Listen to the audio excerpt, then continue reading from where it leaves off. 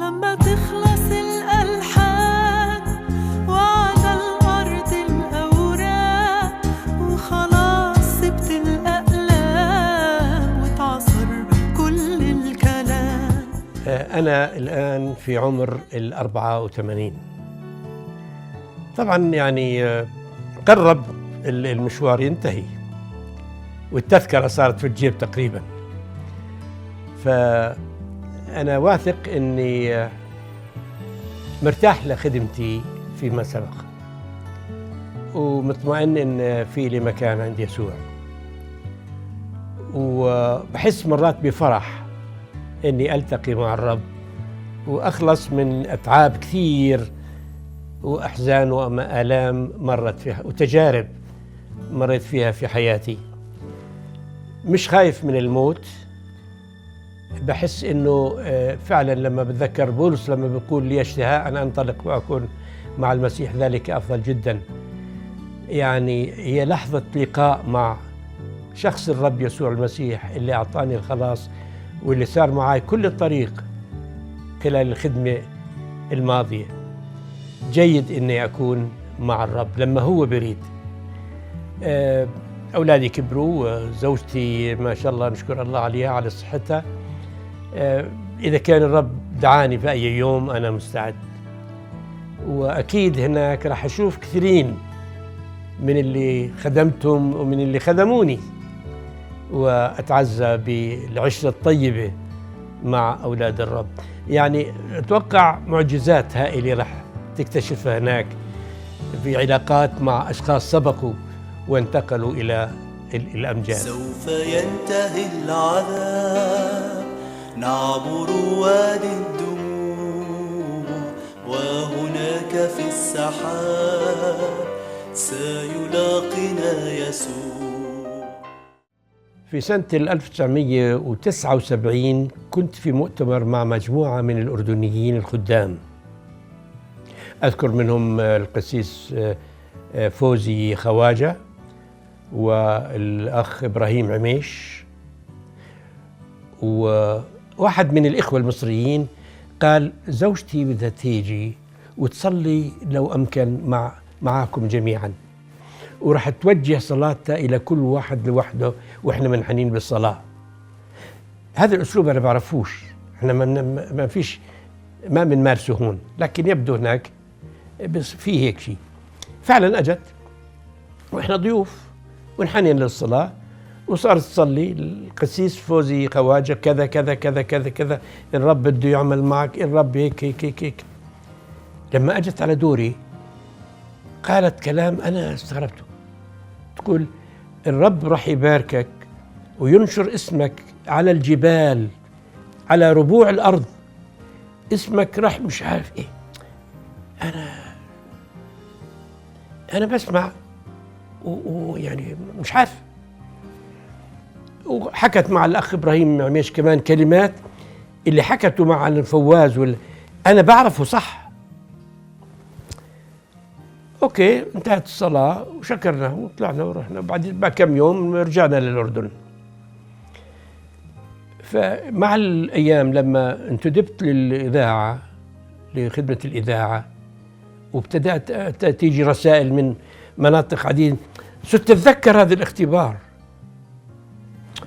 والاسم اللي ذاعه ومش عارف. يعني أنا بخاف أتكلم عن، يعني أنا ما بدي أفاخر بشيء من هذا، لكن هذه الحقيقة اللي صارت، إنه هالنبوة اللي حكتها الأخت ترجمت فعلا فيما بعد. اختبار، كنت عم بصلي في حالة صلاة وسمعت وأنا بهذا الحكي في كلية اللاهوت سنة 1959، وكانت السنة تقريبا الأخيرة اللي يعني راحت يصير التخريج. وأنا راكع أصلي بغرفة الصلاة فوق في الطابق العلوي، سمعت صوت في داخلي عميق. ملوك الثاني أصحاح 2 4 و6. ظليت ساكت. كمان تكرر الصوت. ملوك الثاني أصحاح 2 4 و6. ليش 4 و6؟ ليش 4 مش 4 و5؟ على طول قمت من الصلاة ومسكت الكتاب المقدس وفتحت. أنا بعرف شو في ملوك الثاني ولا بعرف شيء، بعد طالب لاهوت يعني مش يعني بعد معلوماتي قرأت هاي ملوك الثاني الصحاح 2 4 و6. 4 بيقول ثم قال له إيليا يا أليشع امكث هنا لأن الرب قد أرسلني إلى أريحة. وأريحة كانت وقتها في للأردن، كانت من ضمن الأردن. قفزت عن 5 ورحت لآية 6. ثم قال له إيليا امكث هنا لأن الرب قد أرسلني إلى الأردن. وقت حسيت بشيء عميق دخل لي، أنت مدعو للأردن. وبقيت هالاختبار ذاكرة. فلما أجيت للأردن فيما بعد ورعيت في القدس وأريحة والأردن، وبعدين على الكرك، وانتهت خدمتي بالكرك وصار لازم أصير مسؤول عن الخدمة في الشرق الأوسط. أجا الرئيس العام وقال لي بدك تروح تسكن في الشام حتى تقدر تدير الأمور في لبنان وسوريا والأردن. حسيت بخوف وتمنيت إنه هالشيء ما يصير، وحاولت أعتذر. أنا بدي أظني في عمان في الأردن، أنا خايف أطلع من جو الخدمة في الأردن. ورحت على الشام وفتشت على بيوت مشان السكن، وفي قلبي رعب. المرسل اللي لازم ينفذ كان في قبرص وتأخر شهر.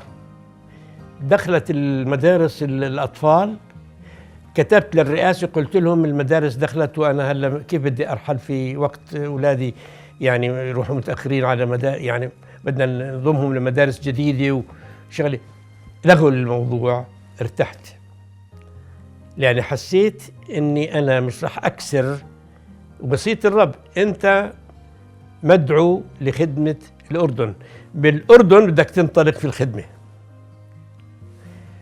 والرب تمجد وفعلا ظليت في الأردن، وحتى لما صرت مسؤول عن الطائفة في الشرق الأوسط، لكن أنا في الأردن. الإذاعة أنا بخدم من داخل الأردن، فظل هذا شيء مريح عندي. لكن ما زلت يعني أستغرب كيف الصوت أجاني 4 و6، وفي الوقت اللي ما بعرف أبدا شو في ملوك الثاني، لا ملوك أول ولا ملوك الثاني. أنا بعدني مش حافظ الكتاب المقدس في ذاك الوقت. فحسيت إنه هذه الدعوة كانت فعلا من الرب، بقول لك أنت مدعو للأردن.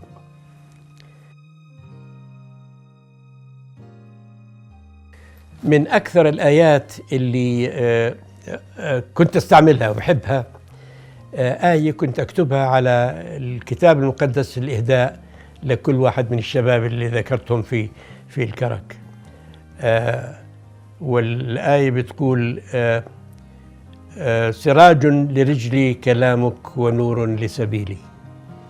كنت أكتبها على كل كتاب مقدس مقدم لأي واحد من أفراد الكنيسة، سواء الكتاب المقدس أو العهد الجديد. سراج لرجلي كلامك ونور لسبيلي. أنا أحب الكتاب المقدس، وأحث في مواعظي دائما للناس يقرأوا الكتاب المقدس. لا يمكن أن يبنى إيمان المؤمن إذا كان مقطوع أو ضعيف عن قراءة الكتاب المقدس. الكتاب المقدس كلمة الله سراج ينير الطريق ويمنع من العثرات. لما يكون عندك نور بتشوف العثرة وبتحيد عنها. والكتاب المقدس كلمة الله تشع بالنور، تفرجيك العثرات في الطريق حتى تحيد عنها، تبعد عنها. ترنيمة في بداية إيماني حبيتها كثير. أنا لست إلا غريبا هنا، دار العلا موطني. كنت هاي رددها كثير في بدايات الإيمان، مش عارف ليش في بدايات الإيمان كأنها لازم تكون ترنيمة الواحد في آخر عمره.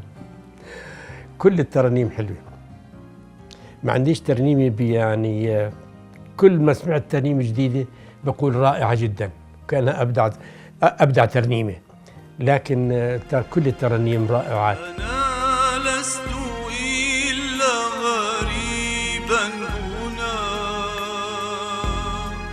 فإن السماء موطني، فإن السماء موطني. من الشخصيات اللي شدت انتباهي أكثر في الكتاب المقدس شخصية يوسف، وتأملت في موضوعه في مسيرة حياته في كتابي الثاني محطات وعبر وصولا إلى الوصايا العشر.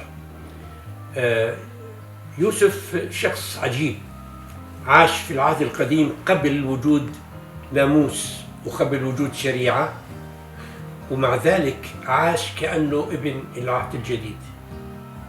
لما قال قولته المشهورة كيف أصنع هذا الشر العظيم وأخطئ إلى الله، ما كان قدامه وصايا 10 اللي يلتزم فيها، مع ذلك حافظ على نقاوة حياته وقداسة حياته، وهو ابن العهد القديم ما قبل الوصايا 10 والناموس.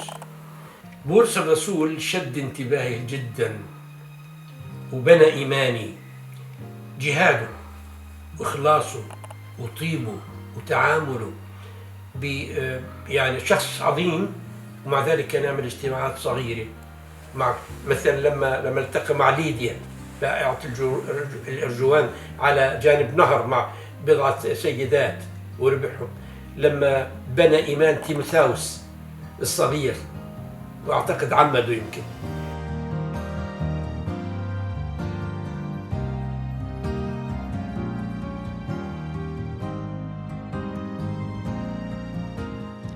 بالنسبة للجيل الجديد، لو أتيح لي أني أجمع بقدر ما يمكن منهم، أحثهم على الالتزام بكلمة الله والسلوك نحو القداسة.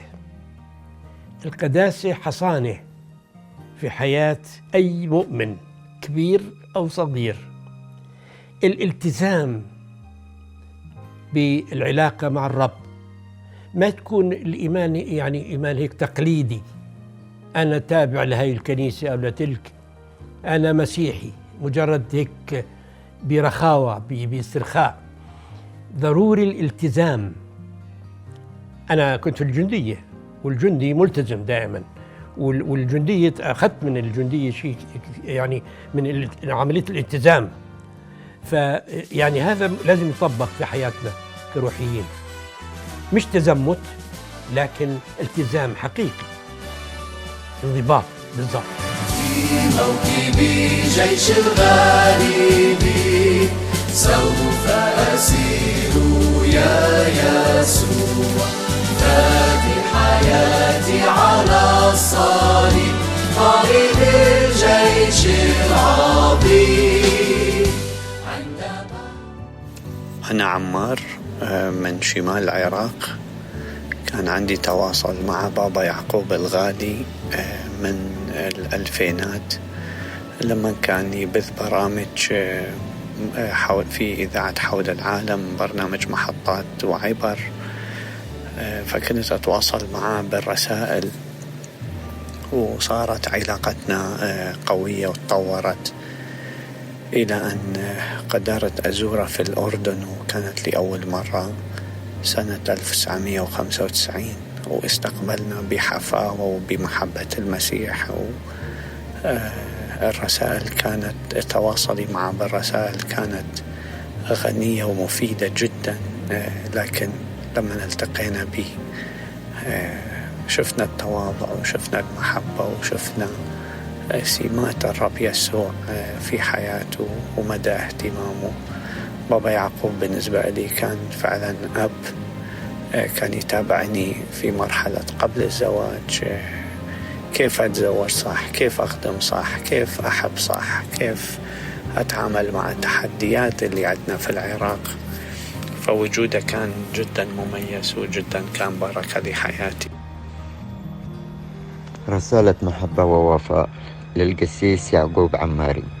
كان القسيس يعقوب عماري الأب الحنون والمشجع والمرشد الروحي منذ أن وطئت قدمي أرض مطار الملكة علياء في عام 2016. كان هو أول من استقبلني بابتسامته الحانية وقلبه المحب، واستمر في رعايتي بكل إخلاص وتفان حتى انضمت إلي أسرتي في العام ذاته. لم يكن القسيس يعقوب مجرد راعي روحي لي، بل كان أبا حقيقيا لي ولزوجتي ولأطفالي، يقدم لنا الدعم والتشجيع ويرشدنا في مسيرتنا الروحية وحياتنا اليومية، حتى في أدق التفاصيل عن نجاحات أولادي في المدارس. كان لنا أيضا سندا قويا ومشجع كبير في خدمتي بالكرازة وفي برنامج الإذاعي الذي أقدمه، حتى في التلمذة للآخرين. نعم، القسيس يعقوب عماري ترك في داخلي أثر إيجابي وروحي عميق لا يمكنني الحصول عليه من غيره. لقد كان نموذجا حقيقيا للخادم المخلص الأمين الذي أحب المسيح وأحب كل من حوله، وبذل حياته في خدمة الآخرين بمحبة وتواضع. اليوم وقد انتقل القسيس يعقوب عماري إلى الأمجاد السماوية، تبقى سيرته العطرة محفورة في قلبي وفي قلوب أسرتي وفي قلب كل يمني حظي بخدمته المخلصة طوال حياته. نعم مع المسيح، وذلك أفضل جدا. يا أبونا الغالي يعقوب عماري، ستظل محبتك وإرشادك نور يضيء طريقنا دائما. محبك المخلص هاني أبو نادر. تعازينا القلبية برحيل الأب الحنون والروحي يعقوب عماري. قلبي يدمع قبل عيني على فراقه، ولكنه ذهب إلى المسيح. علمني وزرع فيني حب المسيح، وأرشدني من الظلمات إلى النور. أعزي نفسي أولا وأبناءه وهاني، أعزي برحيله برحيل أبي الحنون. رسالة وصلتني من إحدى المستمعات للبرنامج، وكانت بتعيش في السعودية حسب المغلف اللي كان يجي. الرسائل كانت تجينا بالبريد، ما كانش في إيميل وما كانتش فضائيات أصلا. فرسالة بتقول لي: هل مصيرك عيسو؟ أنا كنت متكلم بحلقة من الحلقات عن عيسو، كيف عيسو رفض البركة وكيف خسر بركة البكورية وتحولت إلى يعقوب، وتكلمت بموضوع كبير عن هالموضوع هذا، وذكرت كيف إنه عيسو بالتالي انسلخ عن أهله وسكن في منطقة البتراء في وادي موسى، وصار شعب آخر وتكاثر هناك. ومع الحروب اللي حصلت في تلك المنطقة اندثروا وطفس كل تاريخه. فكان هي مستمعة متزوجة من شخص غير مسيحي من سوريا هي، وكأن الرسالة وصلتها حسستها إن هي عم تخسر الأبدية، إنها بالفعل اللي عملتها عم تخسر أبديتها. فبتقول يعني شرحت لي شو من موضوعها، وبتقول لي: هل صار مصيري مثل عيسو؟ يعني أنا خلص يعني أبديتي انتهت. شرحت لها أنا طبعا بالرسالة. أحيانا كانت تطلب حاجة أحكيها بجملة على الهواء بدون ما أحكي تفاصيل معينة، وبالتالي كل مدة تيجيني رسالة منها كمان تسأل وكل مرة أتوقع هل مصيرك عيسو، ما كانت تعطيني اسمها ولا عنوان الرسالة، يعني منين بعث الرسالة. بعد سنتين أو سنة ونص أو شيء من هالنوع أجتني رسالة وإلهيمها وذاك اسمها. بتقول أنا اللي هي هل مصيرك عيسو، أنا قبلت الرسالة، جوابك رائع، وقبلت الرب، وأنا الآن بنت للرب، والرب سامحني وغفر خطيتي. بعد كذا شهر أجت هي ووالديها، وأخذتهم سمير والتقينا معهم في محطة للباصات جاي من السعودية، والتقينا معها لأول مرة. وبعد فترة أجوا زارونا هي وزوجها، زوجها كمان قبل الرب مع أنه من خلفية غير مسيحية قبل الرب. والآن هم الاثنين مع عائلتهم ساكنين في فرنسا، وهناك منضمين لكنيسة وبيقوموا بنشاط روحي. من سوريا. أنا بشكر رب أنه بعت لي بابا يعقوب كأب بمرحلة كانت كتير صعبة بحياتي، وهو حقيقي صار أبي. أنا مهما شكرت الرب عليه على خدمته، على محبته، على اهتمامه، على دائما كان، حتى إذا كنت أنا أقصر بالسؤال أو أقصر، هو كان دائما هو يبعث وهو يقول لي أتيني. ما بقدر أحكي، ما بقدر أقول غير نياله عند الرب، لأنه هو أكتر من خادم أمين. هو كان حقيقي جاهد الجهاد الحسن وأكمل السعي. يسوع هلأ هو اللي راح لمحضره، هو حيكافيه على كل محبته، على كل خسارة كتير كبيرة لنا. لكن أنا واثقة بمحبة الرب، تعويضاته عند الرب كتير عظيمة، على قد أمانته، على قد محبته، لأنه حقيقي كان أمين جدا بخدمته، وكان سند لنا كلنا. نياله عند الرب يسوع. نعمة تكفي طول الرحلة من بدايتها لحد لقاك، ماشية معايا بكل عناية لحد ما تيجي تاخدني معاك. نعمة تكفي طول الرحلة من بدايتها لحد لقاك، ماشية معايا بكل عناية لحد ما تيجي تاخدني معاك. لولا النعمة ما كنت أشوفك، ولا كان ليا مكان في سماك. أنا مديون لك ربي بعمري يلي فديت. كنت أول يعني ملتزم ضيق في الطائفة، في الانتماء يعني المجموعة اللي حواليك. لكن يا أخي مع الوقت صرت أحس إنه الكنيسة الملكوت أهم.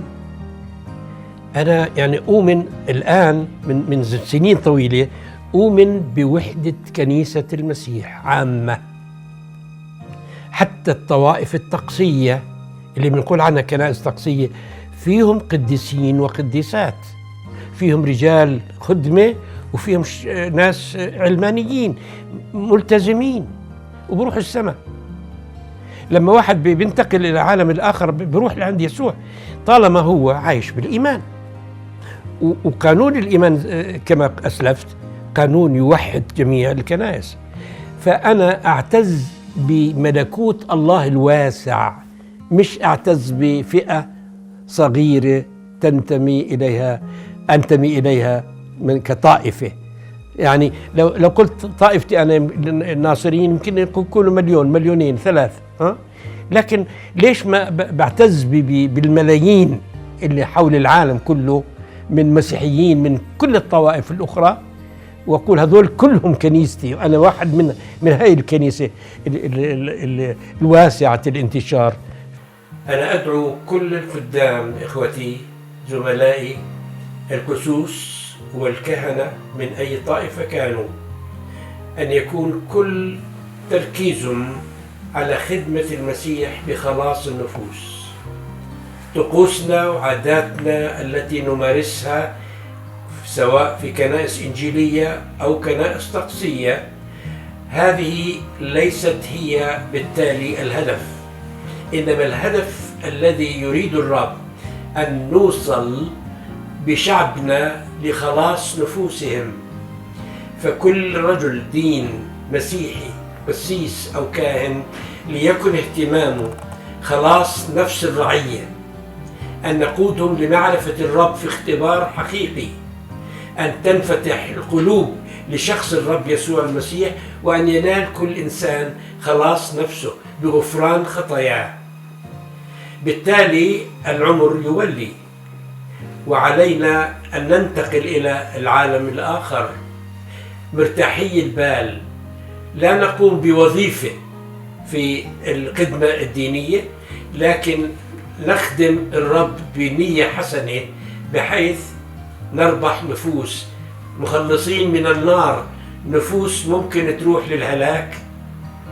الله يرشد ويبارك كل واحد فينا أن نخلص في خدمتنا حتى نكون سبب بركة وخلاص نفوس للملايين من الشعوب اللي من حولنا. باسم يسوع أدعو كل واحد منا أن يكون جاد، وأن يكون مخلص، وأن يكون فاحص لنوعية الخدمة التي يقوم فيها. هل هي خدمة مجرد وظيفة اكتمال لعمل معين، أم هي خدمة تؤدي بالتالي إلى خلاص نفوس؟ أنا أذكر يوم دخلت مع رجل دين مسيحي وأنا طالب في المدرسة، قلت له أنا بدي أصير من هاي الطائفة، وكان القصد منها وقتها يعني عشان يخففوا عني أقساط المدرسة، ما كانش عندي فلوس إني أدفع باقي الأقساط. فأخذني رجل الدين وبلش يعطيني أسئلة، سؤال وجواب سؤال وجواب سؤال وجواب، ما حكى لي شيء عن خلاص نفسي، عن توبتي. وجلست معه جلستين ثلاثة وبس، حسيت إنه بس هو قام بواجب. ما بدي أذكر الطائفة لأنه ما في داعي، لكن أنا عايز واحد أنا طفل صغير، كنت وقتها صغير بعدني، يعني مش عارف الإنجيل ولا عارف شيء، كان لازم يحكي لي كيف أتوب، كيف أفتح قلبي ليسوع، كيف أخذ يسوع لقلبي لحياتي. لكن هو بس مجرد قام بطقوس معينة، سؤال وجواب سؤال وجواب موجودات في دفتر الدين. فهذا كمثال، أرجو أن ننتبه أن تكون خدمتنا خدمة حقيقية للرب يسوع. هذا بوجهه لرجال الدين مسيحيين من كل الطوائف.